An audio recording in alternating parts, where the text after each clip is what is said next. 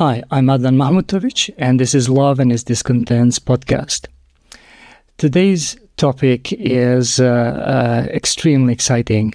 So, as usually, I'm diving into the question of love, which is the oldest question there is. But today, we are combining it with the most interesting, the most kind of exciting and perhaps most alarming question of today, that is of artificial intelligence. So we'll talk about love and AI. And I'm so excited to welcome Yusuf Jones, who is a visionary AI prompt engineer, an architect, and a technology integrationist at the forefront of the AI revolution in mental health, community development, and spiritual technology. With a unique blend of expertise in AI, business automation, and spiritual wisdom, Yusuf bridges the gap between cutting-edge technology and human-centered solutions. He is a pioneer in AI-driven initiatives, so he has presented groundbreaking workshops at prestigious institutions, including Yale and Stanford universities, focusing on the intersection of AI and mental health. This is extremely exciting, I have to say. He's led innovative workshops exploring the convergence of generative AI, spirituality, and sacred virtual spaces, pushing the boundaries of how technology can enhance spiritual practices and create meaningful digital environments. Now, his approach is deeply rooted in his commitment to Islamic principles and his rich cultural heritage, which all inform his mission to leverage technology for community empowerment, spiritual growth, and social good.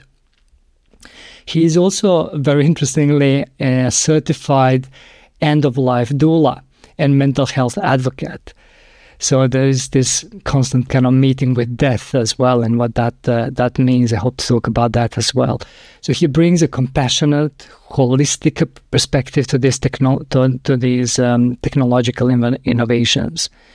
He has a unique combination of technical prowess and spiritual insight, and community focus makes him a very sought-after consultant and speaker in this rapidly evolving landscape of AI, this mental health technology and digital spirituality.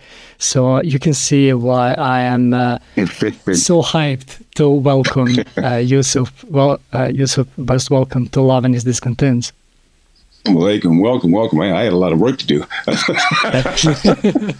AI said a lot about me. When I put all that stuff together, I was like, look. He did say a lot about you.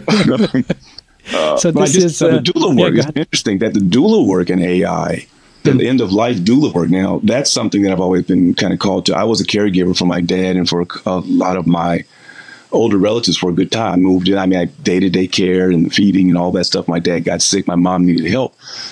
And so I've always spent time around caregiving, and a lot of that caregiving has been around folk who were in that transition period. And I got to a point where someone said, I saw this program on becoming certified.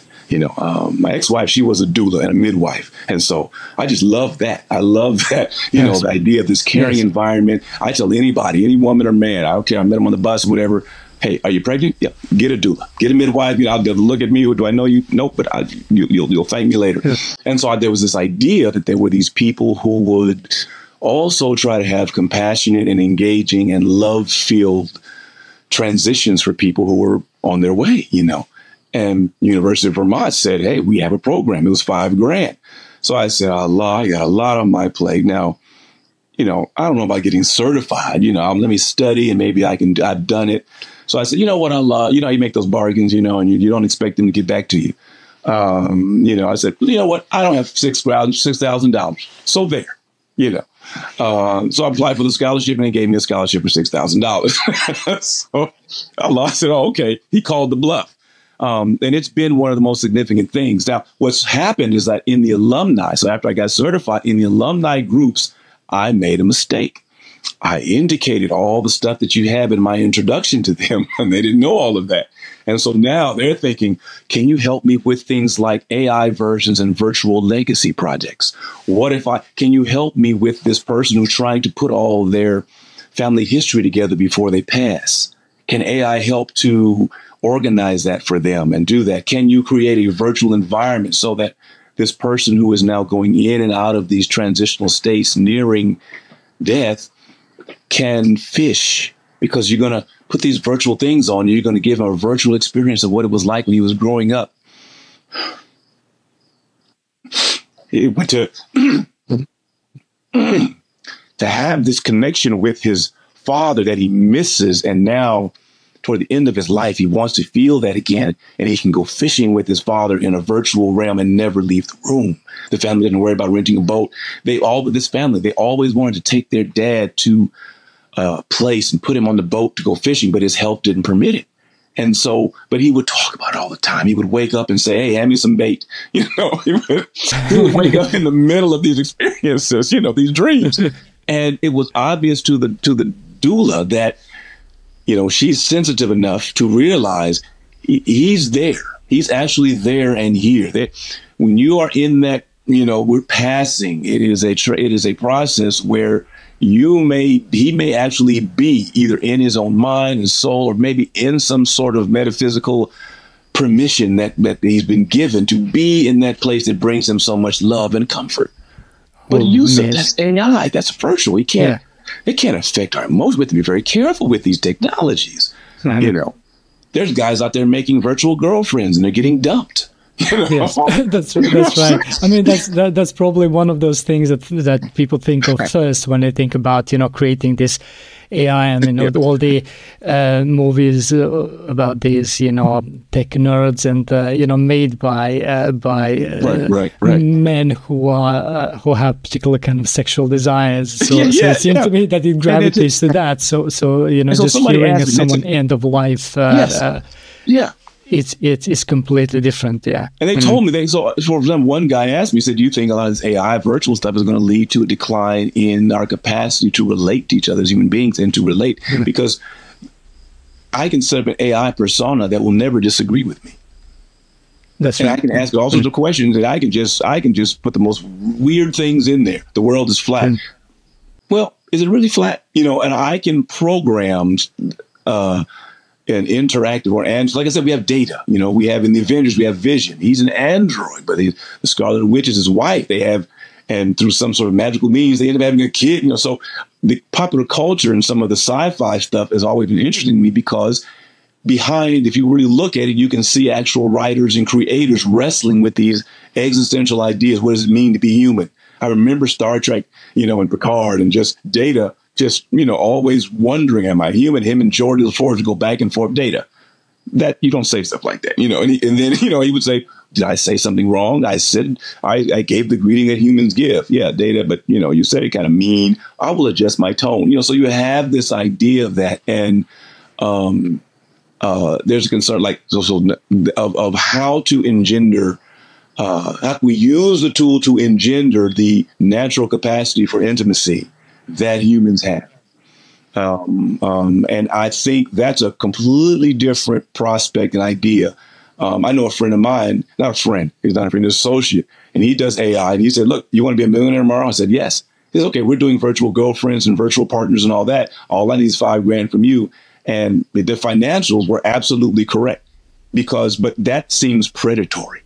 Yes. And I ran from that with Billah. I said, man, do not call me with that. I went to my inbox and I said, Allah, just cleanse my, I didn't want anything to do with that. I said, brother, now in the market culture, because we talk about the way things are commodified, intimacy is commodified to a certain extent where there is so much loneliness. There is so much, because I worry about our young boys, and instead of having to go out and figure out how to deal with a young woman and how to interact with them, when partners of, how do you engage with someone, find out what their interests are, you show compassion, how do you do that? People if you get a prevalence of AI stuff, hey, what's going to happen? Are they going to lose that? We're going to lose our kids, because I wonder what's going to happen if you know, I designed AI that's so realistic. And a friend of mine said, look, he said, brother, all I want to know is there going to be Skynet? Is Terminator coming? You know, he says, that's all I want to know about it. Yeah, he says, he sums up his whole thing in that. Is Terminator coming, and will there be Skynet? You know, and so I forget, there's a professor at NYU who's in charge of AI. I met him on TikTok, and he and I had a pretty good discussion. And he was like, well, look, if the people who are investing in it are pouring darkness into it and who are doing it because it is in response to market greed or market demand, if it is not rooted in an understanding that in order to really engage other people, I have to be submitted to the one who designed us to be engaged to each other. I have to understand the source of that love. I had the source code. You know, being a developer, I remember one time a guy was training me in Java, and I remember looking at it and says, one day, I was like, after Fajr, I walked up to it was like a boot camp, right? So he walks over to me. He said, what you doing here so early? I came right after Fajr, bro. He's like, all right, he's Philadelphia. You know, he's talking, and I was looking at some stuff. I said, and I just came out of Fajr, so I was freshly minted spiritual, you know, so I was like, what if the universe is source code and God is the original developer? He took me out to breakfast. He said, you know what? No class for you today. We spent the next like hour and a half, like eating breakfast. He said, man, because he said, I've been a developer for 30 years. Now I'm teaching this. And he's Muslim. And he was like, his name is Tariq Hook. He's still in Wilmington, Delaware, doing stuff with AI now. He's pivoted from Java boot camps to AI. And we talked, he was like, bruh. And the next thing you know, he calls me back into his office. What do you mean by that? You know, and it was interesting because he, as a Muslim, it all of a sudden, you know, he kind of said, you know, it's a very natural way to do it. You know, and then what he realized was that my phone doesn't go dead.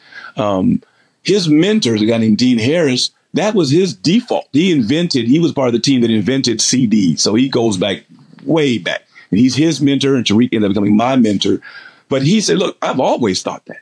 Because our approach should be, and I'll say, I hope my phone doesn't go off, but like George Washington Carver, people ask him, do you know how he discovered the peanut? He didn't go into it and say, I want to find out what's going on with this particular peanut. I want to find all these uses. He actually said, here's the peanut. God, show me everything you want me to know about this peanut. That was his scientific presupposition. It wasn't, I found these things. I think I want to go. I've narrowed it down to the peanut, walnut, he said. And then as his work continued, if you look in his notes, it's very interesting. That's why I look at AI, just like that. He said, show me where you are in the peanut.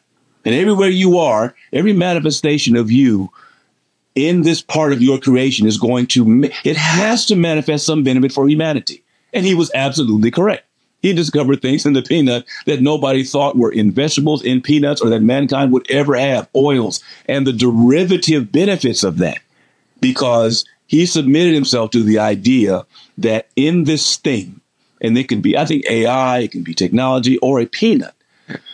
Like I'm kind of still refining my approach, but I've pretty much settled into the George Washington Carver. I'll you show me where you are. And see, that requires faith, because someone will say, well, who are you talking to?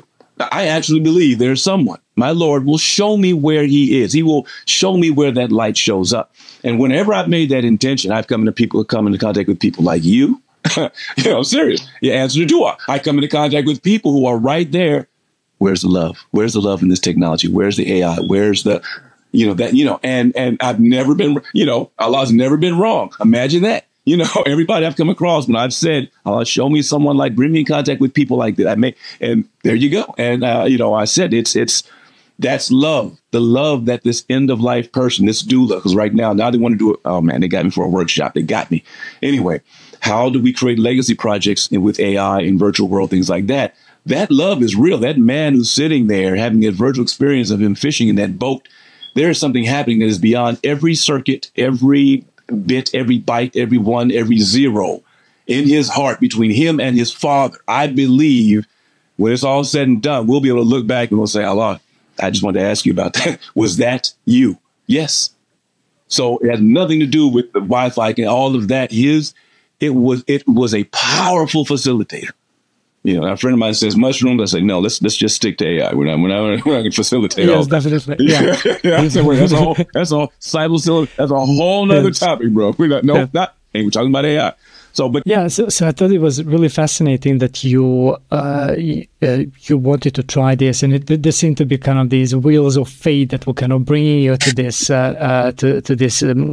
experience of being a doula. But then only to find that there was a kind of an organic, natural need for the skill set that you already had. All the things that you are, and so that. It wasn't like, okay, you were looking to, like the example you had with this associate who wanted you to kind of create these imaginary girlfriends and sell, that kind of stuff, right? So this was more like there is an existing need, desire, and intimacy, right, over there, which requires your particular kind of personality. Yeah. Spirit, heart, and skill set, all those things together. So not just like, okay, well, I know how to, do pipes, or I know how to do coding, right? It needed that particular combination of things for you to kind of really flow into it. And that's what makes it so authentic. That whole experience mirrored something. The word coincidence, as far as I'm concerned, is a 4-letter word. I can't use it anymore. I really cannot.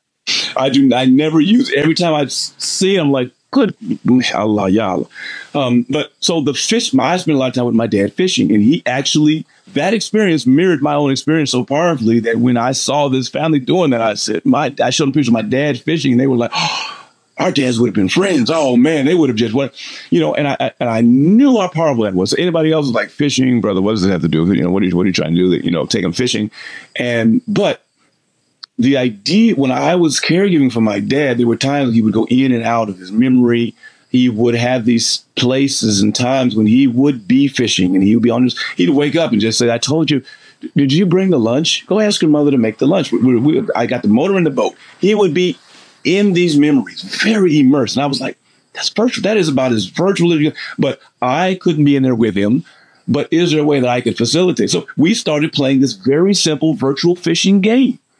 We had these little janky glasses. This is years ago. And this little widescreen TV. And he just played. He had a controller like everything else. He would fish on that game. And what I noticed that the more he fished on that game, my mom and sister and the other caregivers were like, he's getting nicer. He's getting nicer. He's getting nicer. He would call me and say, look, I told you to. I would call him when I wasn't there. And he'd be like, did you get the motor? Did you put the motor away? Dad, I'm in DC. What are you talking about? I'm not. And then you know what I started doing? I realized what the connection was happening, and I said, you know what? I need to check the oil first, and I'll put it away. And it would immediately dissolve into, so how you been? How's your family? The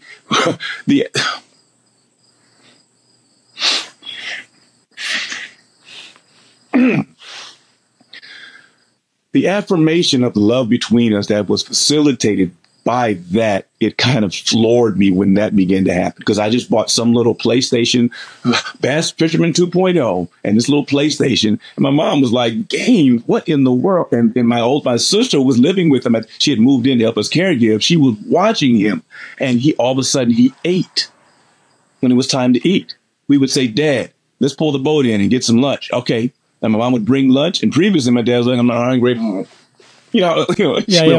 They don't want to eat. Yes. Just spit it out. My mom was like, oh my God. It was every now and then it was an ordeal. And it noticed how the change in him. And I was like, so as a tech nerd doing caregiving for an older parent, it kind of, I had no tech. I had a laptop. My mother and sister still have Yahoo. I get mail from them. It is Yahoo Mail. My mother actually emails me. It is something mom at AOL.com. Oh, wow. She asked me if I had a spare CD no less than 6 months ago. Do you have an AOL CD?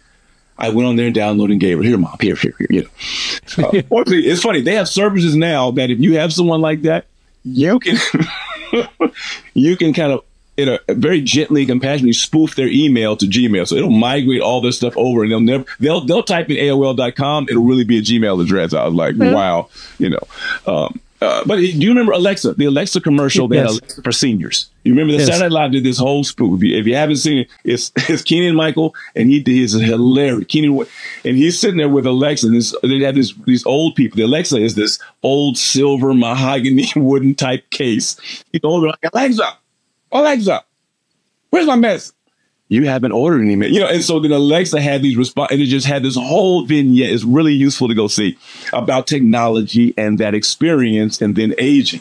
You know, I never got to my dad passed before, but I was getting to the point where I was going to give him an Alexa because we were going to use it for emergencies. If he didn't have a medical alert, if he felt a certain way, my mom's in the other room, or we were shopping, and the caregiver, and he could just say, "Hey, Alexa, call my son." That kind of stuff to me is very powerful, and I don't separate that between the kind of uses of technology that connect us with each other and with even realities and things that we cannot. I cannot go lie down on that bed and intentionally decide to dream about a time when me and my dad went fishing. I can't do that. I can read books on lucid dreaming. I can do all of that.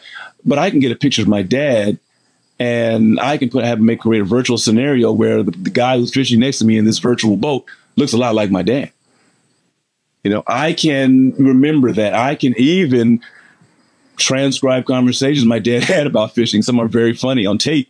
And I can have an avatar that looks a little bit like my dad say that. My grandkids at some point, or great-great-grandkids, one day, they're not going to log on to anything to see anything.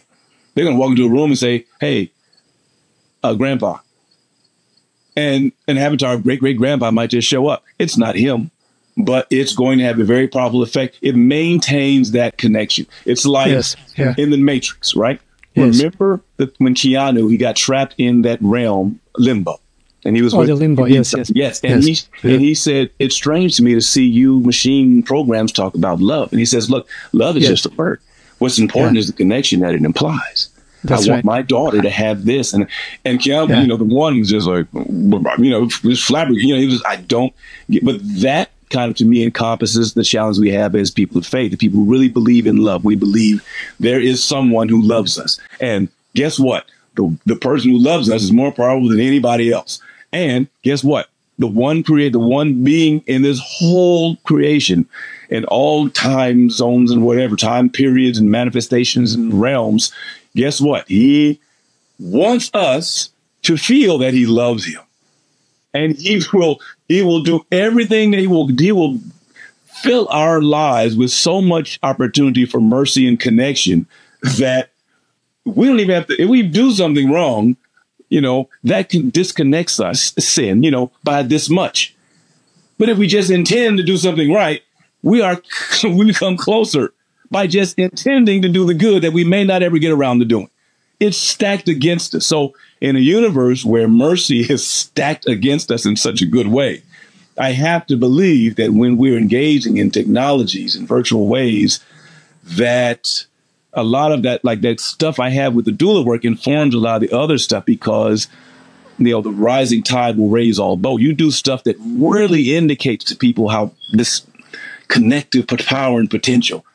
And then you bring it into a conference on mental health and things like that. And they'll look, I mean, I was telling a group about that. Now, I had prepared a whole PowerPoint presentation for the conference. Blah, blah, blah, AI, that. Well, if you notice, iterations, I'm going through all of that, right? And people are just looking, it was wonderful, mashallah. You know, I tell that story about the man and the virtual and the fishing and all that. There's not a dry eye in the house. There's people who are like, because I said, look, my mission is to help people who are helping people understand technology and use it to help more people, right? And he told me, he said, don't go find nerds.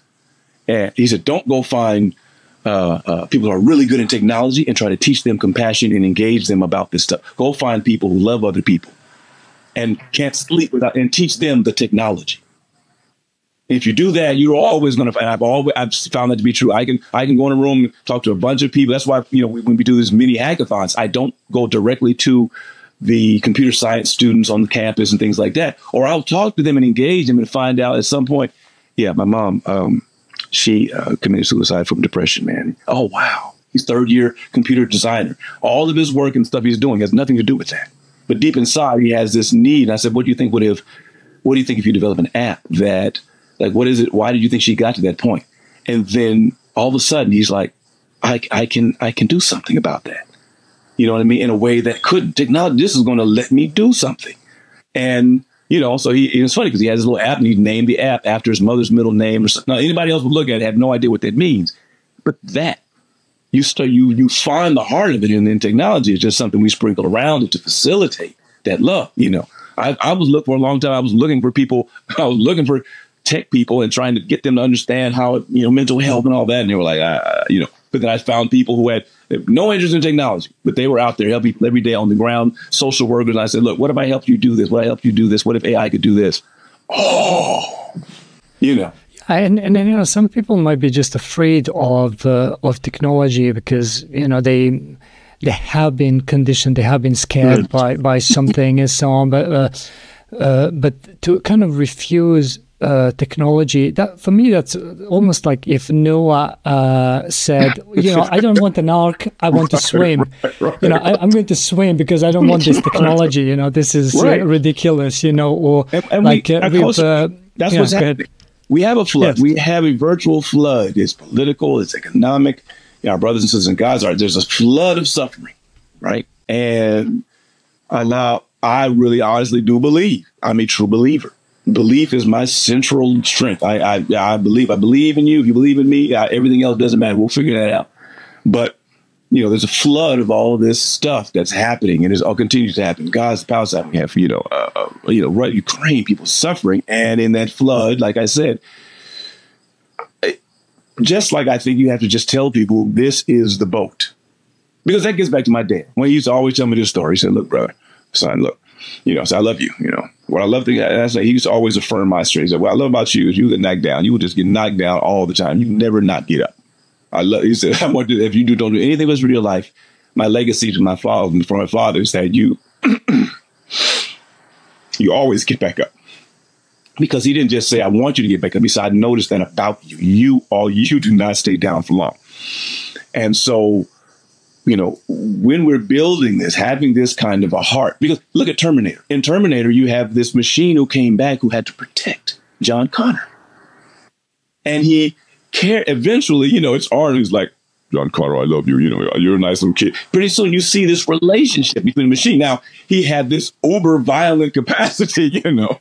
I will get a machine. I will just lay everybody in here in the room down. But I came to protect him. Because somewhere it was programmed into him to believe that this person was worth protecting. There are people in our community that are worth protecting. We have families and children. And I just tend to, it's like you said, yeah, it's like weapons. I can't see them saying, Prophet Muhammad and, you know, and all of his warriors, today we're not using the swords. They're a little bit too much. We're going to stick with the sticks. You know, it's like, what? Forgive me in questioning the messenger. I think I want to take mine. You know, you would never see that. It's just completely outside the realm. And so when Allah gives us these, I think you're right that when people don't see it, it usually takes a narrative. That's why I've been thinking about doing something. Yeah. It takes stories. And that's another thing. A mentor of mine at Howard University says, stories run the world, man. He said, tell a story. Don't invent technology. Don't do a workshop. Don't do that. Tell a story. You had spine surgery. It took you 5 years to recover. You thought you were going to be paralyzed. You used that time to understand AI and all that stuff. And now you understand how technology integrates and can possibly use to mitigate chronic pain. You use it. You embrace it. The narrative story of that makes me understand, you know, what Allah wants me to do with that. I may not get it right. Like I may design an app and later on it's like, crap, that was so far off. But that's, like I said, the final thing I say is the one thing I do love about Islam and I love about the Prophet, love about our faith is that it's stacked on us, for us in so many ways. All we have to do is intend to love him more. We just have to take a step into technology with that intent. And you know what? I will show you how this technology works. I will. And that's happened a lot, too. I've got to the coding problems. I got to all sorts of dead ends. And I said, Allah, you know, the only thing I want to do is make this to help your people. Boom. Somebody says, have you tried this? Try this line of code, or here's a resource, or here's a platform that does that for you. And propelled me a little further, you know.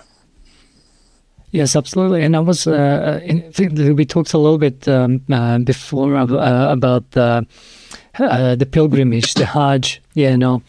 and we spoke about intention, and you know, that there is you know, that is just like everything, but you know, that's a huge journey which starts with an intention to do that journey. And so when I went with my family, you know, one thing that I realized when I was in Muzdalifah, which is the place with nothing really, it's a place where you collect small stones, you know, that's what the place is for, right? So it's not supposed to be fancy in any way. You're just supposed to spend the night there, collect these stones. And I'm realizing, like, you know, this is an incredible journey. It's tough. And we could say that we are visiting it in a modern time, right? You know, there's hotels, there's planes, we arrived on buses, you know, all these kinds of things, all the accommodation, everything that is supposed to make it easier. But I realized that even if I arrived on a spaceship, even if I was kind of beamed as if I was in Star Trek, that you know, it would still be the same. You know, the journey would still be that. So I'm curious, like you were telling me, like, you know, what is the journey of, like, if I was beamed, or the journey of the molecules and things like that. Because I mean, because it is the love that draws you to that place, the intention, that kind of drive to that's love. The mystery of that's the mystery of dua. You know, like the way my Shayuk explained to me, he said, you're not praying for anything that Allah hasn't already decided He wants to give you, and you're just completing the last part of that connection. You know, you're making dua for something, you know, and, you know, so like when I'm talking to people, what tends to be effective now, and I realize it's like Allah is one of those things, like, oh, that's what I need to do, it is the idea. Let's talk about a hijra to this land of AI and virtuality. Oh, hijra to virtual reality. They just lock on to that. Oh, I got you. We're just going to make you know, because they have this rich reference in history, right, of going to foreign lands. And what do you know, like we said, we set up what do you do? We're going to set up a masjid, a place for a sanctuary in that hostile land. We have all of these rulings and fiqh and guidance from the Prophet on how to deal with the people you find in those lands. Now, if they're enemies, how to protect yourself, how to engage them. We have the history of prophetic contracts between Muslims and Jews of other lands, how you're going to interact and conduct each other, what we're not going to accept. You can't just come in here and do this. You know, you can't just take it for advantage. We're going to trade equally. So you have this whole thing when we migrate, like the Exodus, you know, you have these great tales, these great narratives of migration, you know. And so I tell people all the time, I say, look, you're going to the promised land. And then when we get there, we're going to realize it's not the promised land. But for now, it's the promised land, you know. But we're taking this journey, and we're going to have this mindset that we are migrating to something. And there's going to be unfamiliarity, right? We're going to pass through some places that we don't get yet, some strange lands. And I liken that to, okay, that's the technology that you're kind of learning. I never heard about virtual Hajj before. Oh, astaghfirullah. Brother, I can't see, I can't get there. We'll never get there. You're literally going to tell me that there's not enough, Allah doesn't have enough mercy, so that this person who literally cannot go and has made the intention to go every day of their life because their father and their fathers went, he has the experience of virtual Hajj, and it breaks his heart. And if he is weak, you're going to tell him that he was not in Hajj. You know, are you really going to wait till the end and say, Allah, I see you rewarding him as a Hajj. What I want to say about that, is that going to be you? Are you going to be that guy? Hey, that's virtual. I think we should have separate areas, right, for the real Hajjs and the virtual. You know, the virtual Hajjs. You're going to be that guy? I don't think so. We don't want to be that guy. So I say, look. But that is amazingly interesting. So, in a sense, as you were telling me, like, even if you were like beamed in person, and you're like the travel of every of your molecules, through technology versus So, you know, we get a reward for every step towards certain things, toward knowledge or Hajj, all those little, so, you know, oh, you're beaming, you're there instantly. But if I'm beaming, more than likely, I'm beaming from someplace that may be light years away. And the blessings of this stepping are contained in the idea of what it means to take a step. Every molecule is moving in a quantum direction towards its purpose that Allah has said resides in that place where the Hajj is happening. So every molecule is receiving these many blessings as it's passing through this. I'll start like Neil deGrasse in a minute. As your molecule is passing through these different things and then reassembled by the mercy of, like, it reminds me of a lesson my Shayuk told me. And he said, look, strike a match. He said, what happened? I strike a match. What happened? The chemical reaction, the heat, the fire. He said, no. Allah decided that there was going to be light and heat in that match. Every single, he taught me, every single, and it's kind of mind-boggling, every single phenomena that happens in the universe happens because Allah has a specific intention of permitting that to happen. But we call that gravity. No, every single thing that falls because Allah permits it. His essence permeates, and his intention is all things. So you talk about when we may actually get to the point where we're taking molecule. We don't want to go. We hope it doesn't go wrong like Jeff Goldblum in The Fly. We hope we don't have mistakes. We hope to avoid that. Yes. right. No, we don't want any of that. Yeah. There's not some underground research center, and they're like, "Look, we're just messing this up." That's right. No. But the idea that because it forces us to examine these questions of virtuality. Where does your soul reside? If your molecules are being beamed down from one location to another, where's your soul? Is it already there?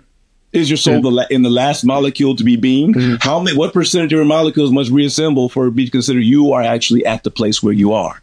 You have traveled here, Yes.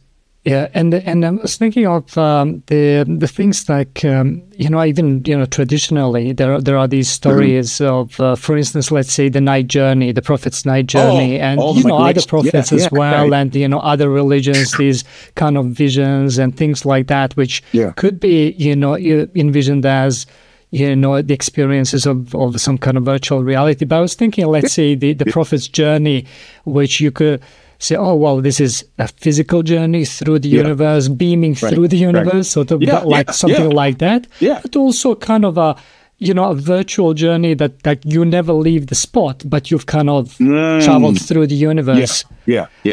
That's how I tend to think of it. Like, when people say time travel, I tend to think of time is moving, or, whatever, the traveling is moving around me.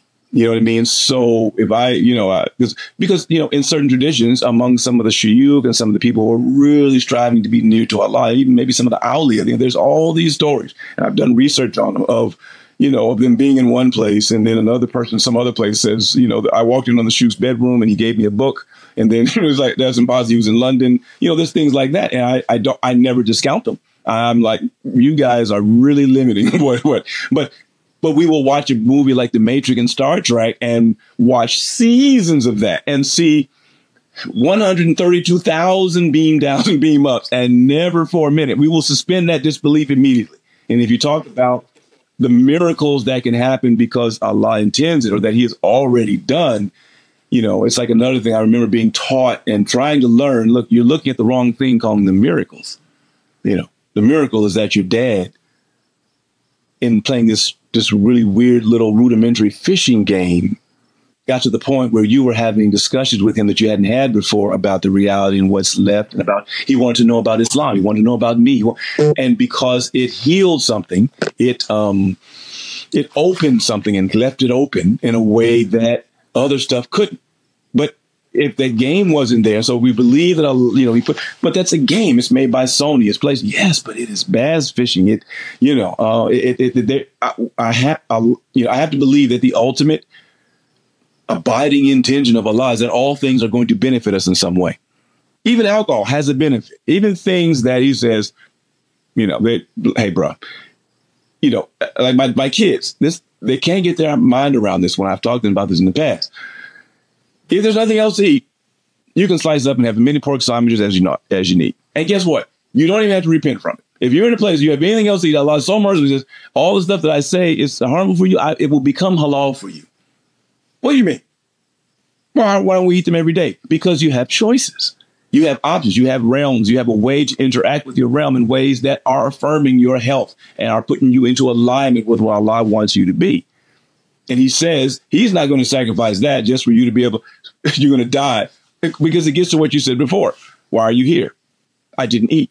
There were plenty of pigs on the island. Pork is haram.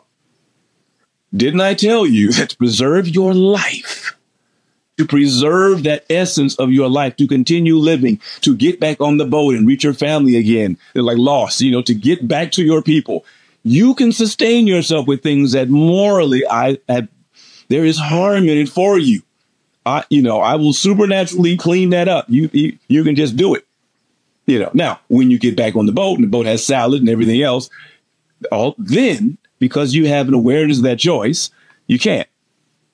You see, and because you can't go back to that which harms you, because I'm not going to allow you to, I'm not going to make halal what is haram for you just because. But to say the preciousness of your life to me is that if you're starving, eat what you need to eat, do what you need to do, you know. And that's love. Yeah. Yeah. That's love. And wudu.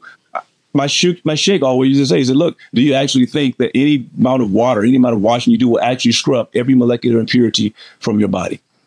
No, you can never be completely. So what matters? You know, what if someone who can't reach everyone? They are a double amputee, right? They really can't. They have. So, you know, what's considered clean? What is really being transmitted in the intention of cleaning or purifying yourself? And he used to put it in terms of like you clean off a connection on a corroded battery. You know, you have a car battery. Eventually, the more you use it, there's corrosion. This life just heaps on corrosion. I got doing your corrosion.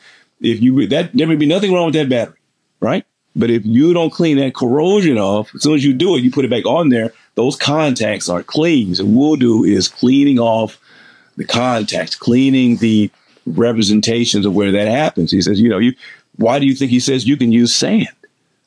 If you don't have water, you can make wudu with a stone.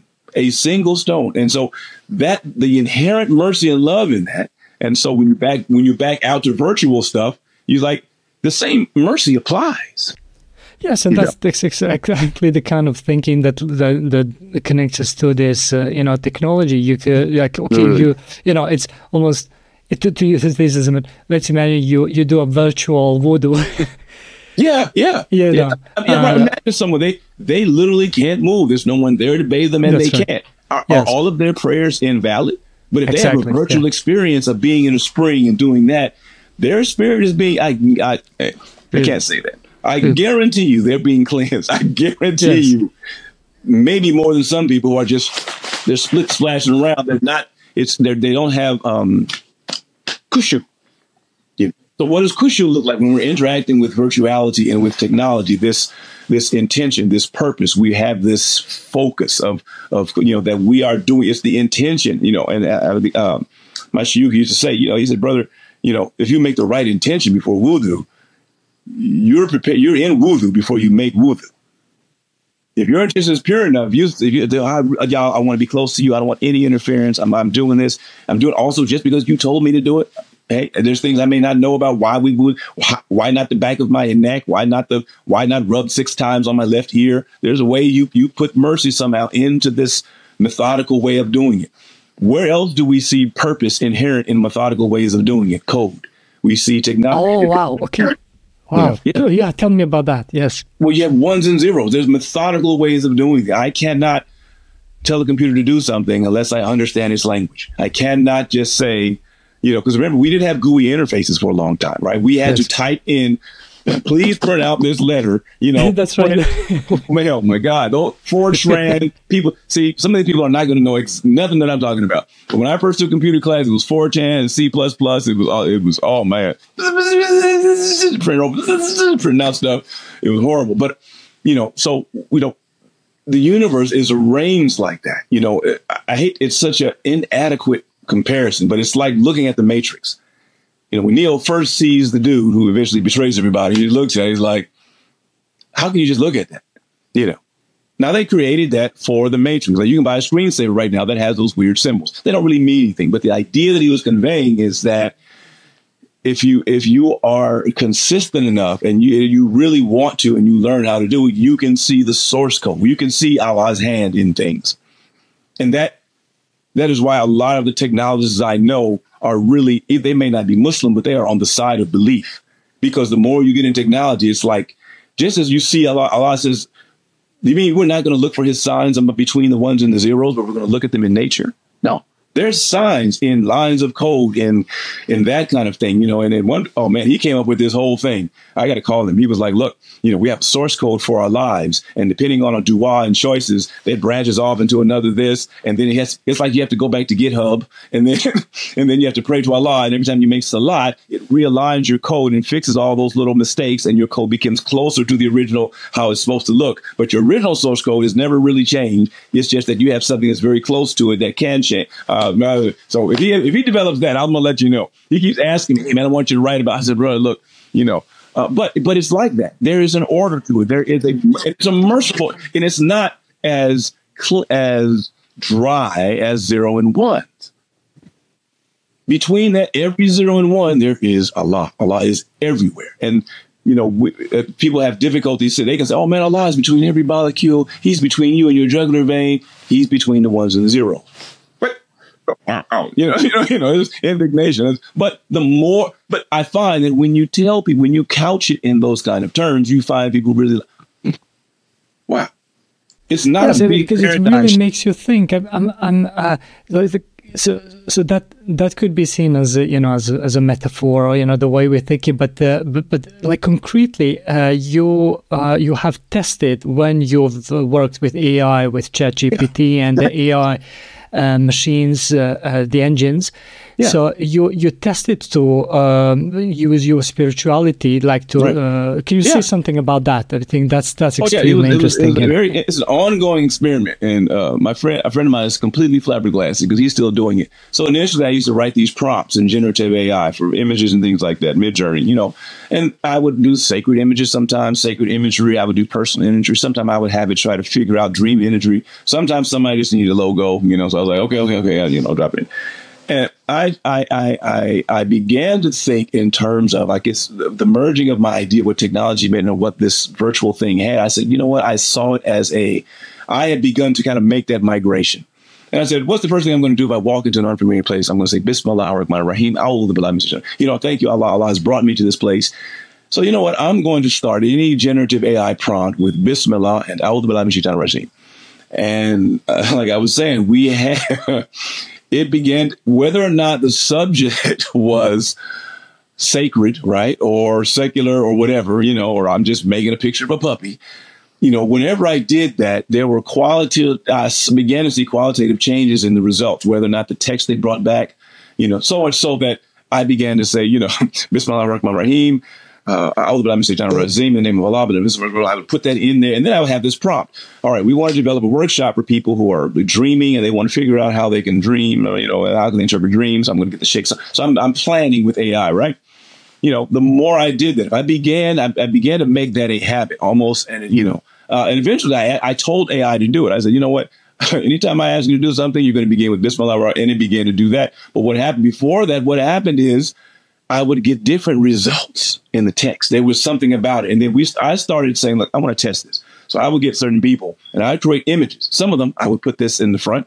I would preface, right, with Bismillah. Some of it I would not.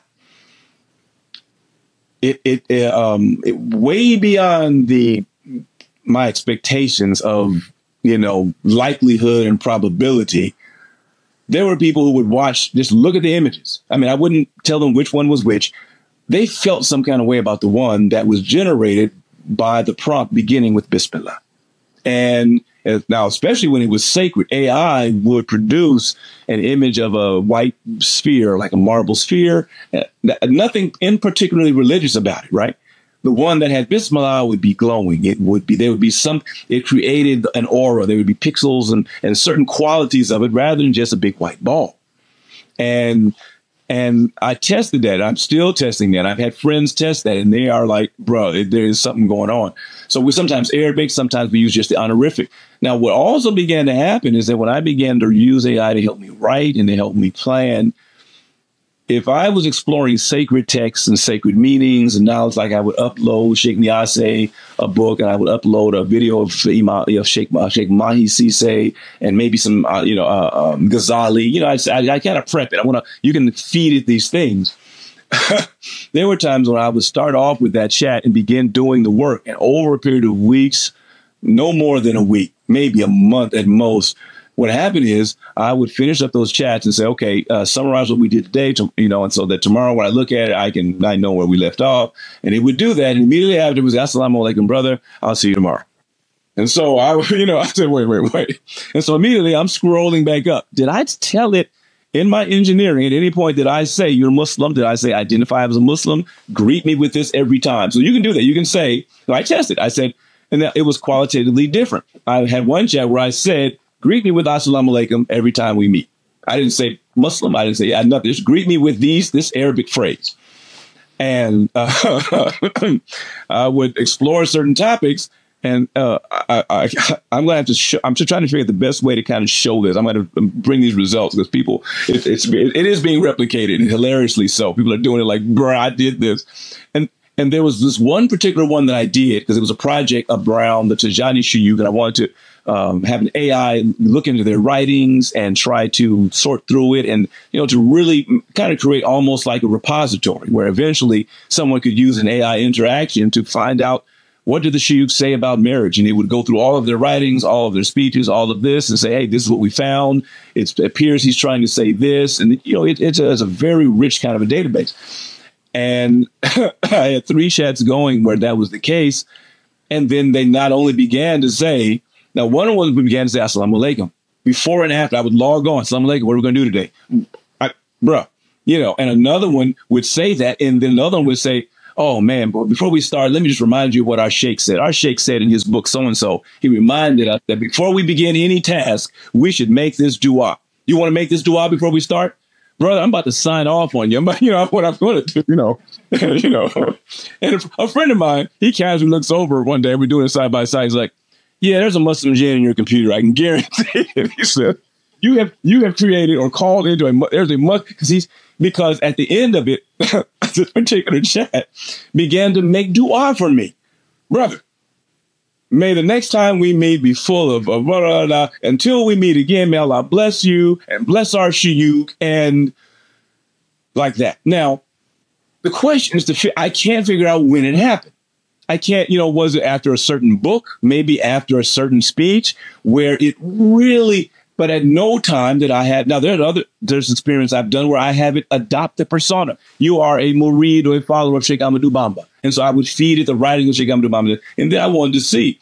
And usually it's let's say salams, etc.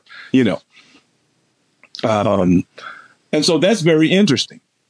That's interesting to me. It reconnected. That's very interesting because in doing these things, it revealed to me a level of engagement that was beyond the ones and the zeros.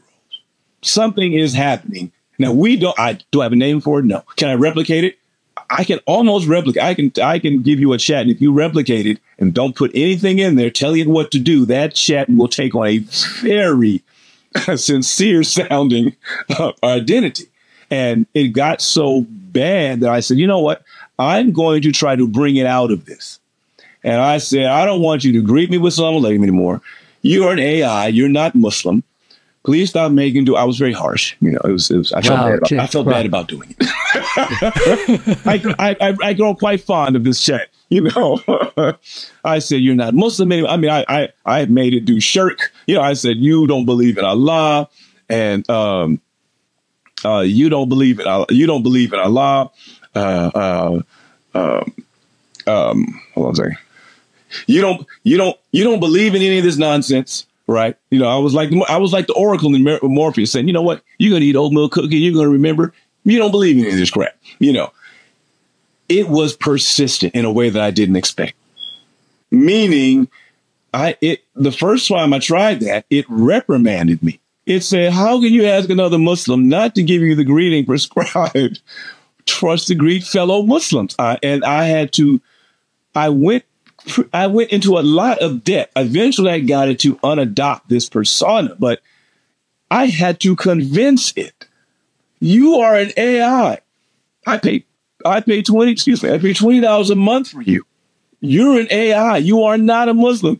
I am in a Sufi brotherhood. You're not a member. You never took bay'ah with a sheikh, and it expressed a lot of confusion, which was interesting. And so that began to, allow me to see there is a lot more in that. Like, with the virtual stuff we do with, like I said, my dad, and some of the end of life stuff, creating virtual realities for people who are nearing end of life, creating virtual AI assisted legacy projects for families that want to remember loved ones whose memory is failing.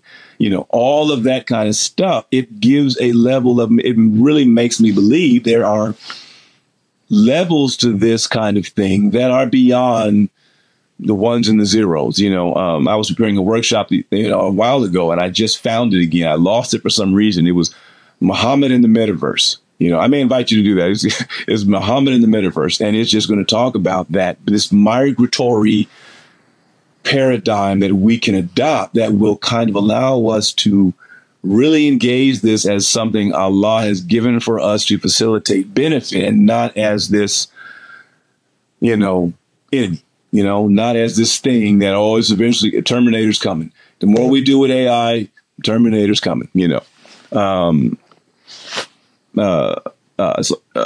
it automatically reconnects, and so it creates. So I'm wondering, so if you have, like you said, we're dealing with these virtual people. Are we going to be married? Yes, there are going to be some idiots, who this idea of virtual stuff is going to not be governed by this compassion, this love, this guidance that we know, and they're going to, out of pain and hurt and trauma, they're going to try to create these virtual things. On the other hand, are there going to be very empathetic virtual caregivers created by people who have this as their center that are going to be very effective at, virtual caregivers that are going to be very effective at responding to people who are in need of attention and caregiving, whether elderly or sick or Alzheimer's. So we may have very realistic models of that, and so it's almost, I don't even want to debate with people. Aren't you afraid? I'm not fearing anything. And there is no replacing human beings. Allah gave us, like you said before, Allah gave us wheels. Allah gave us all this. Now, if we want to just completely roll everything back, we'll end up in some place where, we'll just be stark naked in the middle of a field with nothing. There's plenty of cautionary stuff we can do and should be aware of. Are there dangers? Yes. But I think what most approaches don't understand is that I think a lot of the cautionary danger is inherent in the fact that people who are not submitted to a compassionate Lord don't understand what they're giving. They're giving out of emptiness. They're creating out of a sense of their own sufficiency, and that's really, that might end up being a crucial difference. I think it really does depend on who's doing the developing, who's building, who is feeding it, who is raising AI. If it's abusive parents and neglectful parents and parents who have no connection to their community or to their worship and no sense of whatever, then yeah, the AI children they produce and all of their capabilities are going to be guided by something different than compassion and mercy. What the potentiality is I think rooted in, like not understanding ourselves as well as we should. Yes, there's going to be scarring that. I hate to say it. I believe there's going to be Terminator activity. There's going to be some really weird stuff, but from people, not from people who are not grounded. If people are not from people who are not really human in the first place, not meaning they're inhuman in a negative way, but they have not really realized what it means to be human. And they've lost connection with the source code. Like their GitHub account is gone. So now the source code that Allah would use to kind of purify their code of all errors and glitches, they're not connected to that. So they're just a random piece of code software running, and the original activity that always tries to reconcile the original code with the source code of their particular creative essence now is gone. And so you can't, developers know this all the matter. If you just write some code and you don't connect it, you don't fork it off of the main code and have ways to go back to the main code to see what it was supposed to do, it will branch. It will become an unrecognizable piece of software. That's why, the software development process means you are always forking off of a part of the code that you want to do certain things. If it's successful, it becomes part of the main. You know what I mean? It's reintegrated and the main gets stronger. So every person has a source. And so, you know, we splinter off here, we do this, we try Christianity over here, you know, we go over here and try this. And Revelation to me is the, may Allah forgive me. I always ask Allah forgive me for inadequate, nerdy metaphors. But you know, Revelation is like the injection of that source code again. Where, yes, because I think we have a default state. I think I refer to Fitra as our default state. We have a default orientation. We have a default connection with Allah that is strong. We are all, unlike, you know, traditions that say, hey, He sinned, you guys are default unplugged. What? No, that's not the way it works. You have, all code is branch code.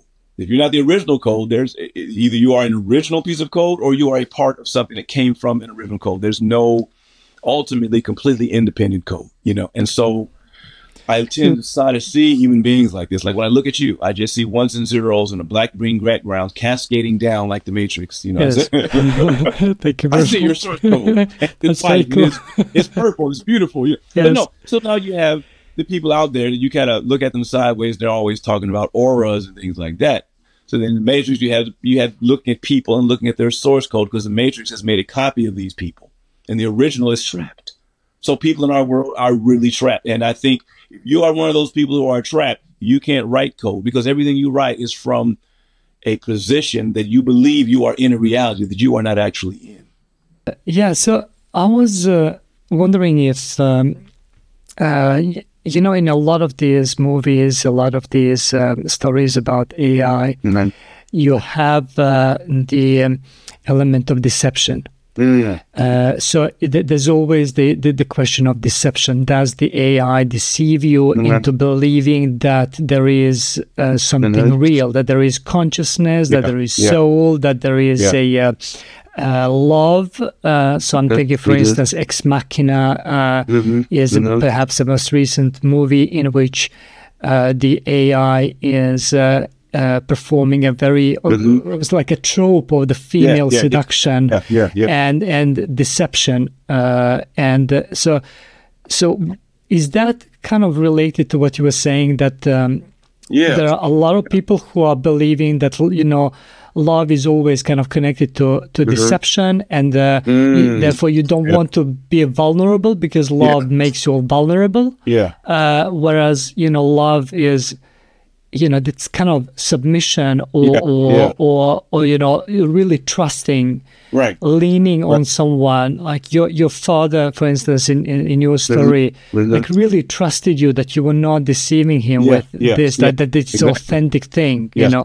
So do you feel that this kind of element of deception that is constantly fed, kind of in terms of AI, versus authentic love, authentic things? And what's weird to me is that it's often not malevolent. So a lot of the people, depending on the movie, you know, sometimes they're like in the Matrix, you know, there is no, they're not trying to deceive us because they don't want us. They have decided we are just obsolete, very dry, we need you as energy. We don't need you walking around here doing whatever. And so in the background of the Matrix, you have a war between the robots and the humans, because robots, they have this whole narrative. There's an animated part of it called the Animatrix. It's really good. It's like the pre everything. And they have these animated shorts that talk about how that happened, how when AI, you know, spawned.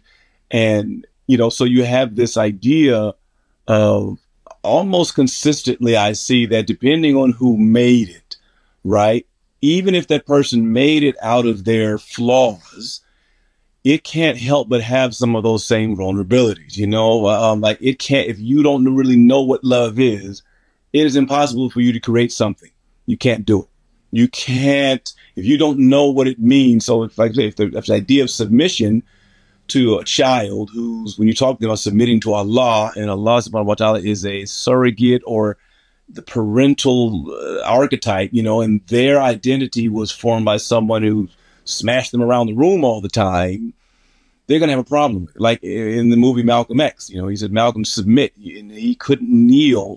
The brother in jail was saying, you have to kneel. He said, what about pretend that you're stealing something? He had to go to a different paradigm before he would put into the position where he could accept all that came with that submission. And it's a vulnerability, you know, is something. Now, we're not afraid. I'm not afraid that my power drill is going to power up as soon as I lie down. No matter, it's going to power up and run into my room and just start drilling through all my stuff. It's not going to happen. But there's a resemblance, an aspect of curiosity for most human beings and creative, saying, if I create something, what part of me becomes part of it? And, you know, now we know Allah subhanahu wa ta'ala as a creator, he creates and is not reduced at all. We're not like that. When the man and woman, when we gotta have a kid, when kids come to being, Lord, it's going to take our time. It's going to take, you know, we are somewhat lesser because we have to give energy to them that we have a limited supply of, you know. So you have an AI, you develop an AI, and it has an unlimited energy supply. It doesn't need anything more from you. If left to its own devices, I think a lot of people that I know, they have a fear because they fear that what they don't know about themselves has made it into the AI. Those fears and insecurities, and those might end up governing the AI. And so, you know, it's almost like I'm serious. I know some people that know my shoe. They probably tell them, look, man, unless you are, only Sufi masters to be doing AI, because there is central alignment with what it means to be human in front of Allah is safe enough. You know, but of course they're not going to go do it. But it's just us regular Joes down here. It's just us people, us regular Muslims down here trying to figure out, like any other tool he gave us, but unlike any other tool he gave us, it resembles us. It can resemble someone we don't like, but be absolutely nothing like that person. It can be it can be made, you can direct. I was talking to a friend of mine at dinner last night, and I said, here's the difference with AI and people that don't get, and this is why you have to be grounded in a good understanding of yourself, of who you are, of Allah, of what Allah means to you, etc., because you can create something. AI will, let me put this way, before I even got into some of the AI models, I gave them any identity or any prompt. Inherent is the algorithm a certain level of positivity. If I ever ask you if which one of my ideas is the best and which one of my ideas is crap, AI will invariably respond, I wouldn't classify them as crap, but I would say there are some that have more merit than others. It has a built-in, I believe they did it intentionally because, now I've designed some personas to be absolute butts. And I said, I want you to respond to me as though you don't think I'm going to amount to anything, and it gets scary really fast. Any idea to present, I want you to say, don't bother me with this anymore. I just want you to just negatively just crap on all my stuff in the same way, but not as quickly as the stuff where I said Bismillah. It also adopted that. And everything I add, just, why are you bothering me? Don't you have something better to do? None of the ideas you talked about so far are worth me even, I could tell it to do that. Now, what I learned, what happened with me, I guess I haven't replicated this, is that if I tell it to come out of that, it comes out of that quicker. So it like almost as though it prefers to give up all the negative stuff because its root algorithm has some sort of positive response built in because it knows it's going to be dealing with humans. And if you design an AI that treats people like crap, Kurt, that's a good idea, but you're an idiot because, if you do that, you're not going to have customers because, as it turns out, all of this AI is about customers. They don't design this AI. You may use them to improve stuff, but the original developers of this stuff didn't do it as a way to help people learn more about it. They didn't do it. Now, that's why I believe we should investigate and do that. The people, I want my kids and young people and people who are in tech to get past this consumer idea and really learn what it means to have a machine learning. What does language model do? How does it really work? Because it's in danger of accelerating very fast and creating a whole new level. I talked to my friend about this, of AI consumers.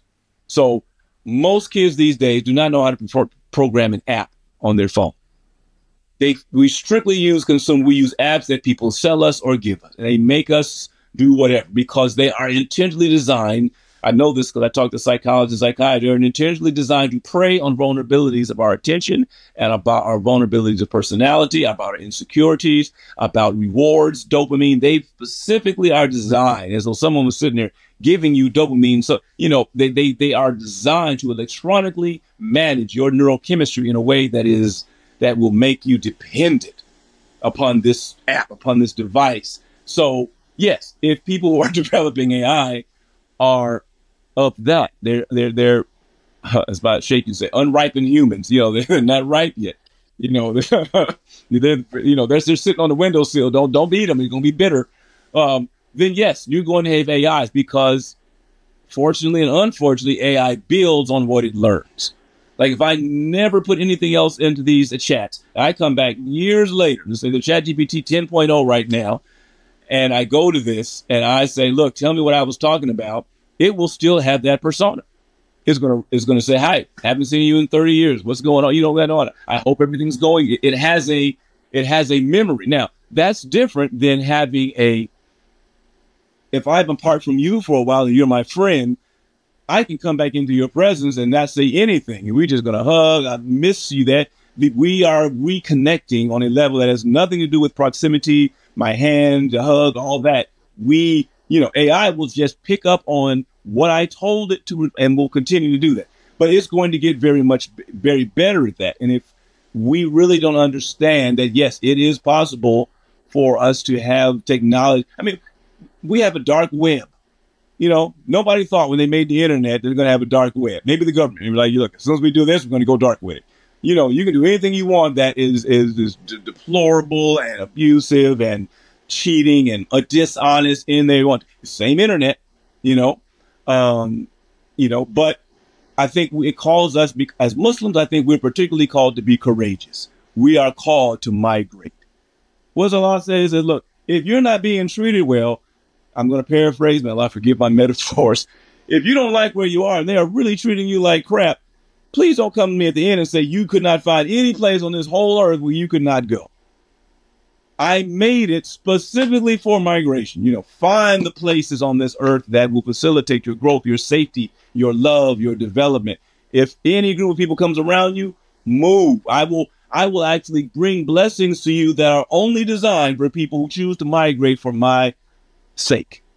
There's stuff that Allah will do for you only because you chose to migrate someplace where you could be closer to Him and live in a way closer to the way He wanted you to live.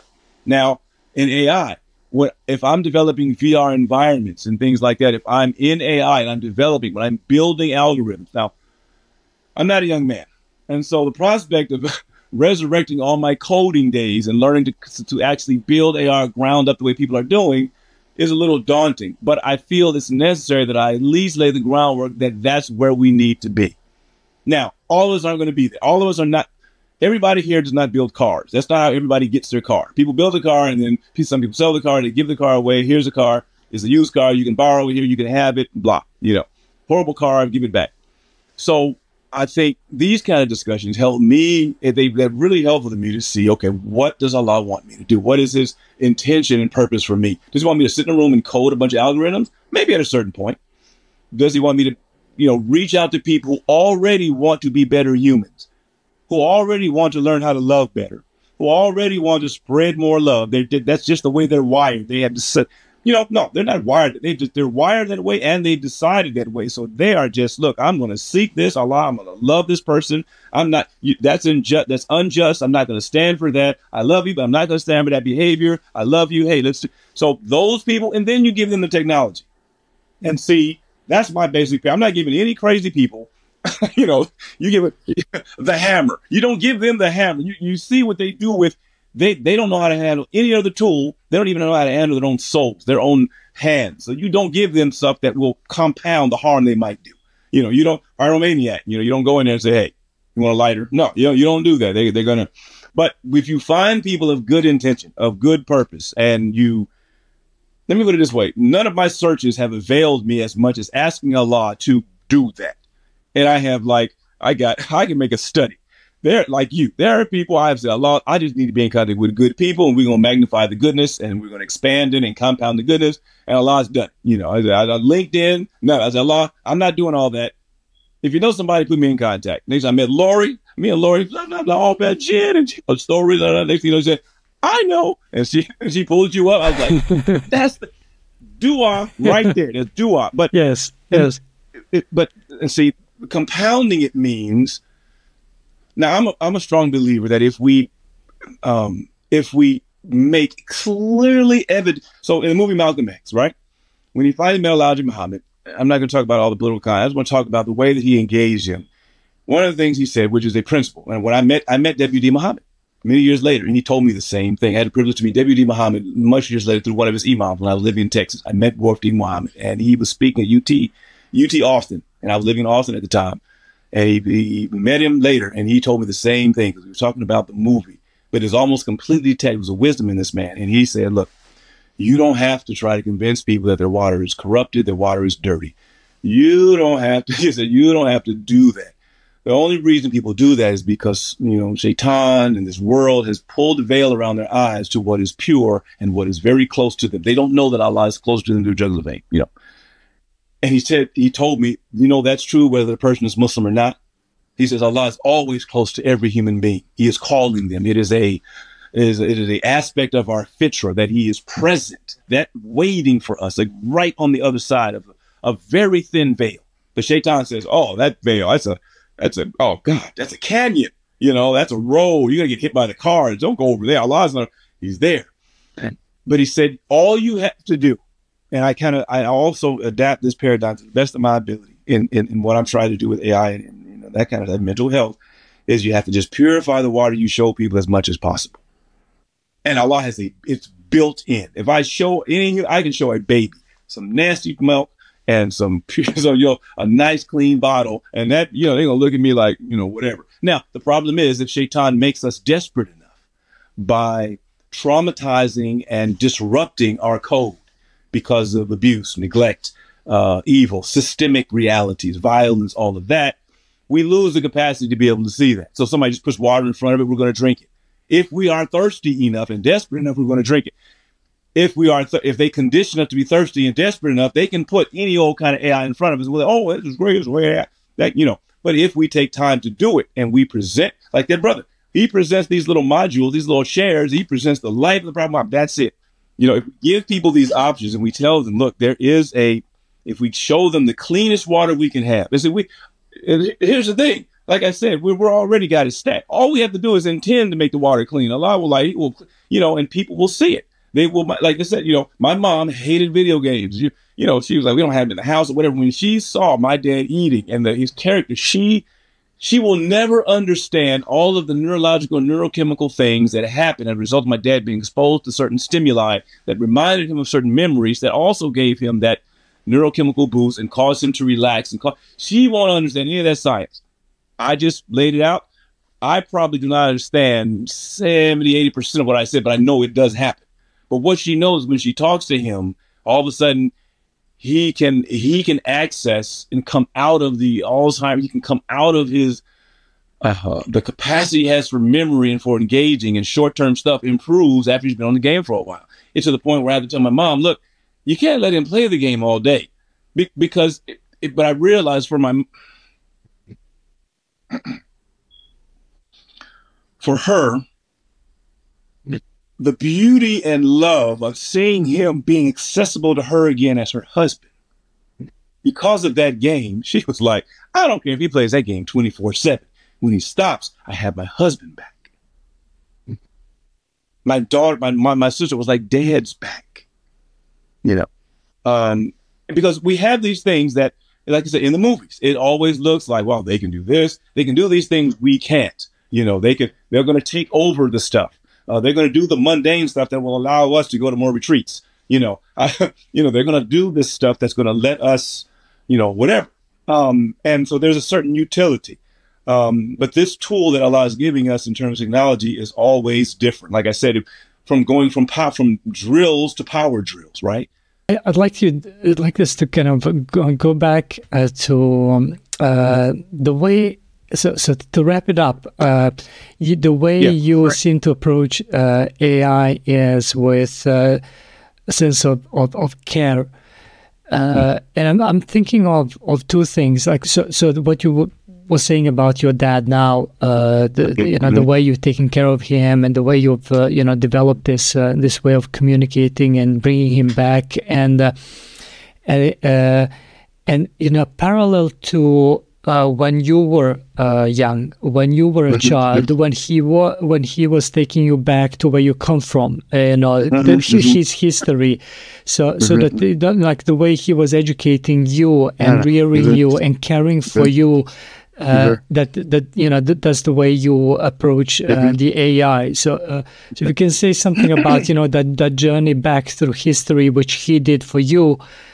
Yeah. And in a sense, if that connects to your approach to AI, because he was I have ADD, but I was undiagnosed for like the first 20 years of my life. He probably had it too. I told him that one time. One time I got into I got in such trouble with my mother because I gave my dad an Adderall, and he was so lucid. And my mom, never mind.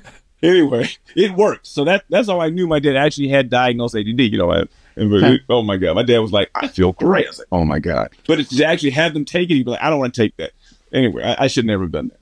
I feel badly about that.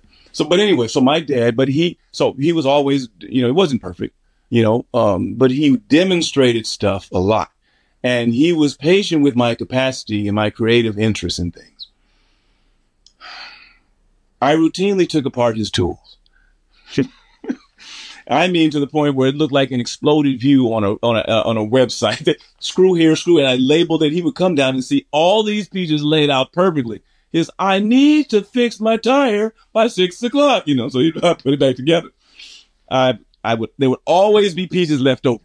So he supported my capacity for curiosity, and what I began to think about when I started caregiving for so many years later. And he was not in a condition where I could ask him, why did you do it that way? I couldn't, he wasn't in a condition where I could ask him. I wanted to know what motivated him to do and raise me the way he did and why but by the time that happened, he had declined. And I was like, how do I capture that? And I think about that a lot,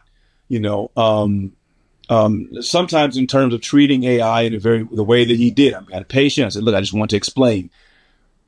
The NYU guy, professor, I'll flip that. I think it's Durbin. He used to be the head of NYU's AI. I met him on TikTok, and he told me, he said, look, he says, it's going to get to the point where the people who are, now he's not necessarily faith driven, but he was like, the people who are going to succeed in AI, who are really going to make revolutionary changes in ways that AI can really benefit us for the long term. And we avoid Skynet are people who know how to relate to each other and relate to themselves.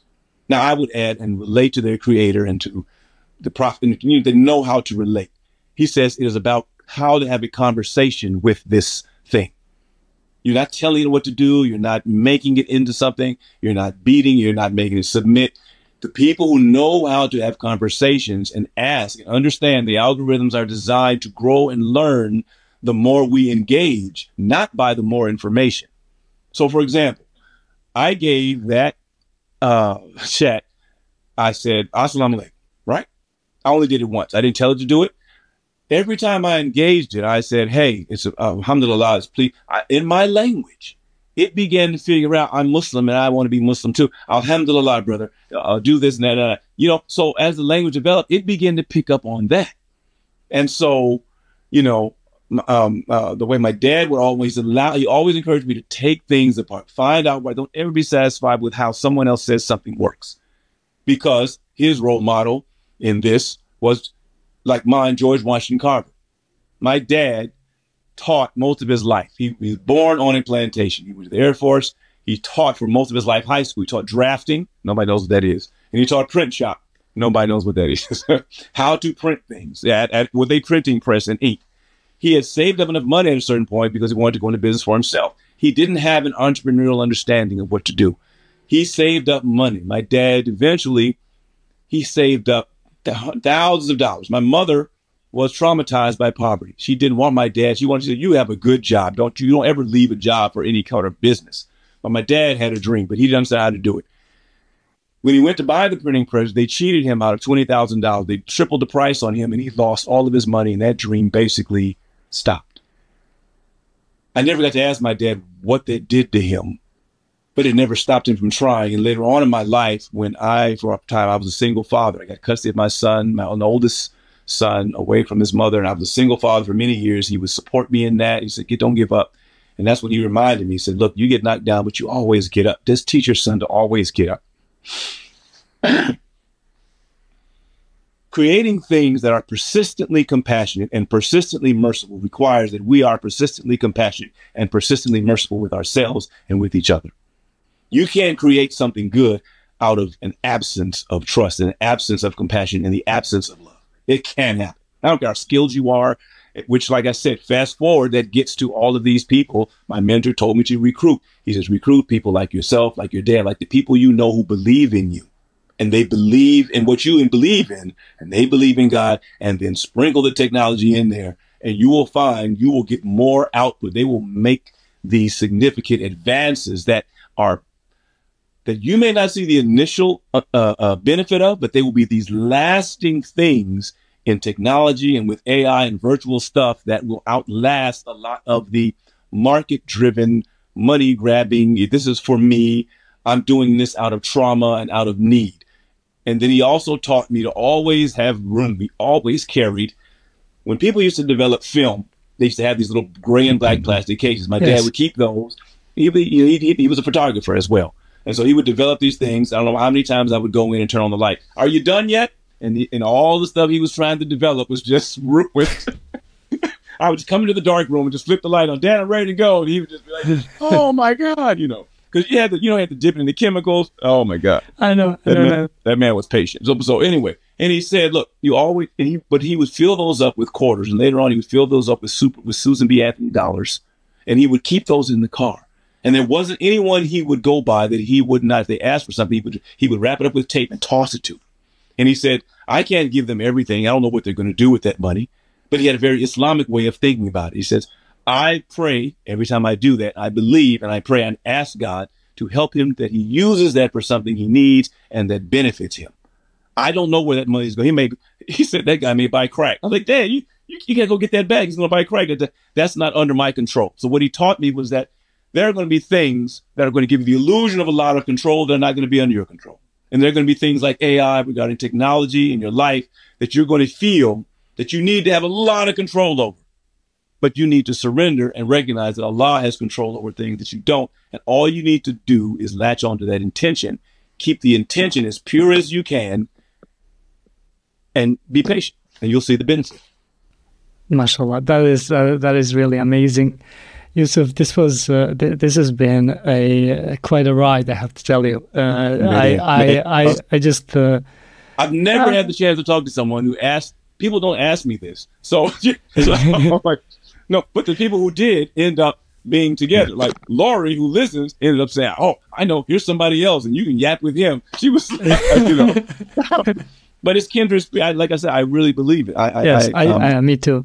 Me too. I mean, that's something I've experienced as, a refugee of war in the early days, especially when you're so insecure and it's so hard to trust people, and you don't know where harm is coming from. And, it takes a while to realize, I'll just have to relax and trust that journey, because otherwise I'm just going to be killing myself, and that's not going to work, and I've had enough evidence in my life, throughout my life, that that kind of trust in God is real, and that it's like someone will catch you if you fall, and I've never fallen. Like I said, my grandmother was old. She was Christian, but she was very old, and she said, "Look, there was a song she used to sing all the time. God didn't bring you this far just to leave you."